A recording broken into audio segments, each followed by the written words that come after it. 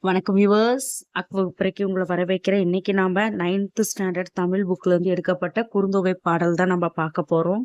பாடல் போகிறதுக்கு முன்னாடி கதை சுருக்கம் பார்த்துடலாம். யாதும் ஊரே யாவரும் கேளீர். இந்த வரி வந்துட்டு பாத்தீங்கன்னா பாடியவர் வந்துட்டு கணியன் பூங்குன்றனார். புறநானூற்று பாடல் இருந்து எடுக்கப்பட்டது. இதற்கான பொருள் என்ன அப்படின்னா, எல்லா இடமும் என் வீடு, அனைவரும் என் உறவினர்கள் அப்படின்ற மாதிரி ஒரு வரியை தான் இது சொல்லக்கூடியது. அதுல இருந்து எடுக்கக்கூடிய சங்க கவிதைகள் தமிழ் சமுதாயத்தின் மாண்புகளை காட்டும் கால கண்ணாடியாய் திகழ்வன. அவற்றுள் ஒன்றான குறுந்தொகை ஓர் அக இலக்கிய நூலாகும். குறுந்தொகை அகநானூற்று பாடல்ல இருந்து எடுக்கப்பட்டது. அது சிறப்பு கருதியே நல்ல குறுந்தொகை என்று அழைக்கப்படுகிறது. குறுந்தொகை பாடல்கள் பலவும் இயற்கை காட்சிகளை மூலம் அன்பின் வளத்தை பறைசாற்றி காட்டுவன. தலைவனை பிரிந்த தலைவியின் துயரை துடைக்க தோழி ஆறுதல் கூறுவதாக அமைந்த ஒரு பாடல் மனிதத்தை உணர்த்துகிறது.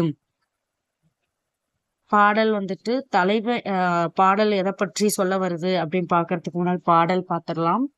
நசை பெரிது உடையர் நல்களும் நல்குவர், பிடிப்பசி களைய பெருங்கை வேழம். வேழம் அப்படின்னா யானையை தான் நம்ம சொல்லுவோம். மென்சினை யாம் பொலிக்கும் அன்பின தோழி அவர் சென்றாரே. அதாவது கதை சுருக்கம் நான் கம்பேர் பண்ணி நம்ம பார்த்தோம் அப்படின்னா, தலைவி தலைவனை பிரிந்து வருத்தத்தோட இருக்கிறாள்.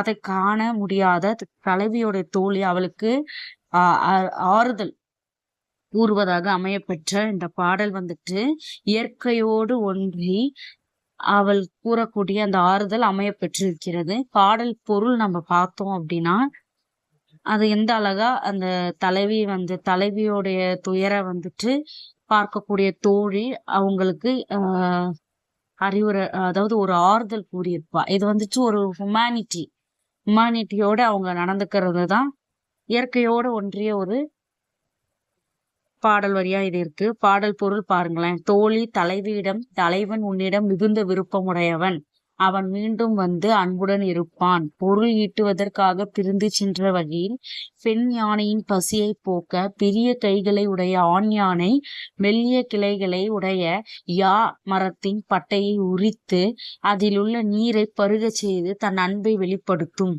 அந்த காட்சியை தலைவனும் காண்பான். அக்காட்சி உன்னை அவனுக்கு நினைவுபடுத்தும். எனவே அவன் விரைந்து உன்னை நாடி வருவான். வருந்தாது ஆற்றியிருப்பாயாக என்று கூறினாள். அதாவது ஆண் யானையை பெண் யானையுடைய பசியை போக்குவதற்கு யா அப்படிங்கிற ஒரு மரத்துல இருந்து அதனுடைய என்ன சொல்றது பட்டையை உரிச்சு அதுல இருந்து ஒரு நீர் வருது. அந்த நீரை தன்னுடைய பெண் யானைக்கு ஆண் யானை கொடுக்கும். அது ஒரு அன்பின் வெளிப்பாடு. அந்த வெளிப்பாடை உன் தலைவன் பார்த்தாரு அப்படின்னா உன்னுடைய நினைவு அவருக்கு வரும். பொருள் ஈட்டுவதற்காக சென்றிருக்கிற தலைவன் கண்டிப்பாக உன் மீது அன்பு விருப்பம் உடையவர். உன்னை தேடி வருவார். விரைந்து உன்னை நாடி வருவான். வருந்தாதே, காத்திருப்பாய், அவருக்காக வெயிட் பண்ணு, கவலைப்படாத, கண்டிப்பாக உன் நினைவு அவருக்கு வரும் அப்படின்னு சொல்லிட்டு தோழி தலைவிக்கு ஆறுதல் கூறுகிறாள். இந்த பாடல் அமையப்பெற்ற திணை பாத்தீங்கன்னா பாலை திணை. துறை தலைவன் விரைந்து வருவான் என தோழி தலைவியை ஆற்றியது அப்படின்னா ஆறுதல் கூறியது. சொல்லும் பொருளும் பார்த்துடலாம். நசை அப்படின்னா விருப்பம், நசை அப்படின்னா விருப்பம். நல்கல் அப்படின்னா வழங்குதல் தான் நல்கல். பிடி அப்படின்றது பெண் யானை, வேழம் அப்படின்னா ஆண் யானை. அப்ப பிடி அப்படின்னா பெண் யானை, வேழம் அப்படின்னா ஆண் யானை. யா மரம் அப்படின்னு நம்ம பார்த்தோம். யான்றது ஒரு வகை மரம். பாலை நிலத்தில் வளர்வது. அந்த யா அப்படிங்கிறது பாலை நிலத்தில் வளர்வது. பொலிக்கும்னா உரிக்கும். ஆறு அப்படின்னா வழி.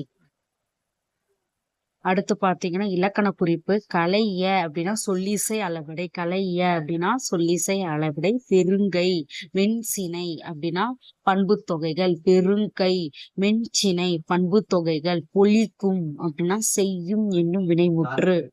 பிடி பசி அப்படின்னா ஆறாம் வேற்றுமை தொகை. அன்பின அப்படின்னா பலவின் பால் அக்ரிணை வினைமுற்று. அடுத்து பகுப்பத உறுப்பிலக்கணம். உடையர் அப்படின்னா உடை கூட்டல் ஈ கூட்டல் அர் அப்படின்னு பிரிக்கிறாங்க. உடையர். அப்படிங்கிறது ஈ கூட்டல் அர். உடை பகுதி. ஈ சந்தி உடம்படுமை. அர் அப்படின்னா பலர் பால் வினைமுற்று விகுதி. பொலிக்கும் அப்படின்னா பொலி கூட்டல் இக்கு கூட்டல் இக்கு கூட்டல் பொலி பகுதி. இக்கு சந்தி. இக்கு எதிர்கால இடைநிலை. வினைமுற்று விகுதி.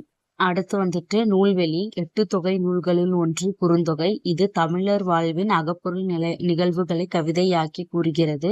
கடவுள் வாழ்த்து நீங்களாக 401 பாடல்களை கொண்டது. இதன் பாடல்கள் 4 அடி சிற்றலையும் 8 அடி பேரலையும் கொண்டவை. 1915 ஆண்டு சௌரி பெருமாள் அரங்கனார் முதலில் இந்நூலை பதிப்பித்தார். நமக்கு பாடமாக வந்துள்ளது 37வது பாடலாகும். இப்பாடலின் ஆசிரியர் பாலை. திணை வந்துட்டு இந்த பாடலோட திணை பாலை திணை இல்லையா? சோ இந்த பாடலை பாடியவருடைய ஆசிரியர் பேரு பாலை பாடிய பெருங்கடுங்கோ. இவர் சேர மரபை சேர்ந்த மன்னர் ஆவார். கலித்தொகையில் பாலை திணையை பாடியதால் பாலை பாடிய பெருங்கடுங்கோ என அழைக்க பெற்றார். அதாவது கலித்தொகை அண்டர்ல வர்றதுதான் இந்த குறுந்தொகை பாடல் இல்லையா? இந்த குறுந்தொகை பாடல் பாத்தீங்கன்னு சொன்னா எந்த திணையை சார்ந்தது? பாலை திணை சார்ந்ததுனால இந்த பாடலை பாடிய ஆசிரியர் பாலை பாடிய பெருங்கடுங்கோ அப்படின்னு சொல்றாங்க. இந்த குறுந்தொகை பாடல் 8 தொகை நூல்களில் ஒன்று. அகநானூற்று பாடல்ல வரக்கூடியது. இது வந்துட்டு 401 பாடல்களை கொண்டது. கடவுள் வாழ்த்து பாடல்ல 401 பாடல்களை கொண்டது. இது 1915 ஆண்டு சௌரி பெருமாள் அரங்கனார் முதல்ல இந்நூலை பதிப்பித்திருக்கிறார். இந்த பாடல் வந்துட்டு 37வது பாடல் நம்ம பார்த்தது. இந்த பாடலை பாடியவர் பாலை பாடிய பெருங்கடுங்கோ. இந்த பாடல் அமையப்பெற்ற திணையும் பாலை திணை இருக்கிறது. கலித்தொகையில் பாலை திணையை பாடியதால் பாலை பாடிய பெருங்கடுங்கோன்னு சொல்றாங்க. ஓகே வியூவர்ஸ், நம்ம சேனலை வந்துட்டு லைக் பண்ணுங்க, சப்ஸ்கிரைப் பண்ணுங்க, ஷேர் பண்ணுங்க.